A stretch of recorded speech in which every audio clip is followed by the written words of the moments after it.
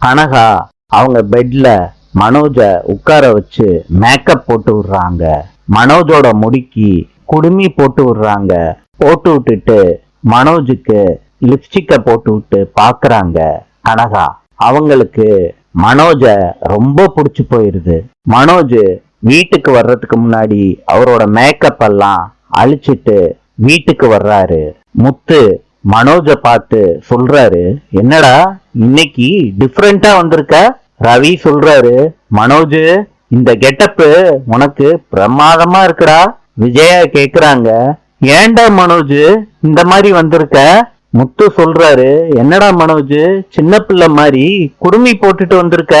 மனோஜ் அவர் குடுமிய தொட்டு பாக்குறாரு.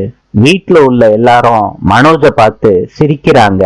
விஜயா மனோஜ நினைச்சு வேதனைப்படுறாங்க.